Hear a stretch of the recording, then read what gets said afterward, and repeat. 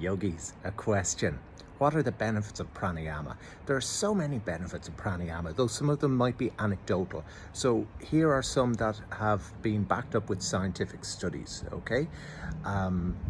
It has been proven to reduce stress. It has been proven to reduce the effects of stress and to reduce the feelings of stress. It has been proven to help with sleep. It improves sleep quality, particularly Brahmari pranayama. 5 minutes of Brahmari pranayama before bed will be enough to increase your sleep quality. Isn't that fantastic? It has been proven to increase mindfulness and increase cognitive function. It's a good idea to do pranayama before an exam. It has also been proven to increase lung function, to reduce high blood pressure, and to reduce cigarette cravings. So throw away the fags and get on your mat. Yogis, a question. How often should I practice yoga?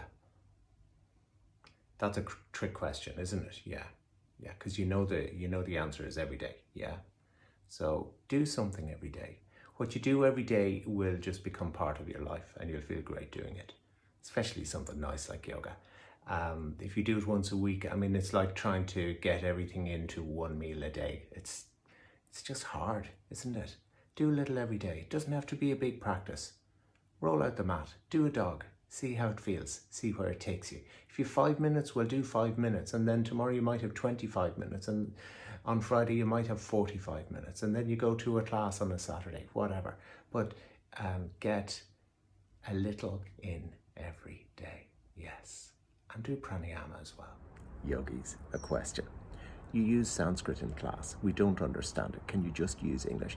Yes, I could, of course, and everything is translatable, but it's not fully translatable. And the fact is, yoga is an ancient Indian practice, and it is more than a practice. It's a discipline, it's a way of life, it's a subject that you can study. There are many ancient scriptures, medieval yoga manuals, all of them were written in Sanskrit. All of the terms are named and described in Sanskrit. All of the poses, Sanskrit. So if you get your head around a few words of Sanskrit, and really it's only a few, you've Trikonasana, Parsva Konasana. Kona means angle or corner. Asana means seat or pose, and the traditional translation is seat, and it is like the seat of the soul or the seat of the consciousness. But if you get a few words of Sanskrit, it is going to enrich your practice. So let's not dumb it down. Let's not strip away the essence of it. Get a few words of Sanskrit. Yogis, yesterday someone asked me, why do we use Sanskrit in class? Further answering that question, there is such a great richness in the Sanskrit that you do not get in the English translations. Let's look at a classic example, Virabhadrasana, warrior, Virabhadrasana 1, 2, and 3. Virabhadra was a particular warrior. It doesn't mean just a fighter. It means, the story is, in Hindu mythology, the god Shiva flew into a rage for some reason. He had a head of dreadlocks. He ripped out one of the dreadlocks and he threw it on the ground. And do you remember the movie Clash of the Titans, where the teeth of the Hydra are thrown on the ground and these skeletons come up? Well, up out of the ground grew Virabhadra, the warrior, and he rose out of the ground like warrior 1, and he reached back for his javelin and he cast his javelin, creating warrior 2 and warrior 3 poses. How is that? Yogis, a question. I'm doing yoga for years and I don't seem to be getting any better. Am I doing something wrong?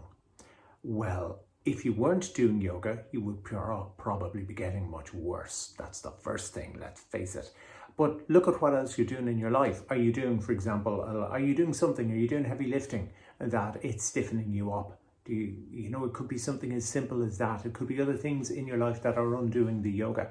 But the other thing is, what is yoga really? Is yoga about getting more flexible? If it is, it's as much about getting more mentally and emotionally flexible as getting physically flexible. Yoga ultimately is about creating stillness, stopping the turning of the mind, stopping the fluff chatter in your mind. And I would say you're actually much better off for all those years of yoga that you've been doing. But don't give it up. Get in your mat.